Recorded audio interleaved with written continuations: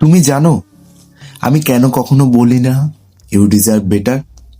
কারণ এই কথাটা বলার সময় ভেতরে ভেতরে একটা মানুষ হাল ছেড়ে দেয়।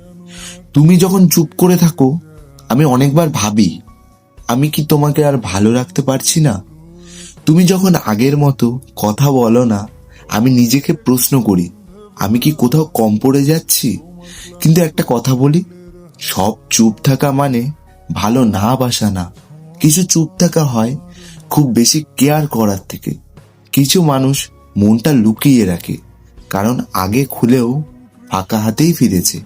আমি তোমার মেসেজ দেখলে শুধু লেখা পড়ি না, লাইনগুলোর ফাঁকে তোমার মনটা খুঁজে দেখি। তুমি আছি লিখলে আমি বুঝি তুমি আসলে কি বলতে চাইছো। এই বুঝে নেওয়াটাই সবচেয়ে কঠিন আর সবচেয়ে দরকারি। হয়তো একদিন তুমি ভাববে এর চেয়েও ভালো কেউ থাকবে, যে বেশি বলবে, বেশি দেখাবে, হতে পারে।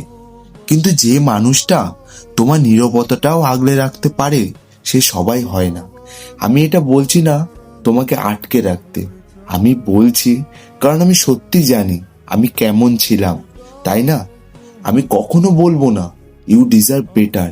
আমি শুধু এইটুকু জানি আমি যা দিয়েছি তা ছিল ভেঙে পড়েও ধরে রাখার চেষ্টা। আর এই চেষ্টা সবাই করতে পারে না।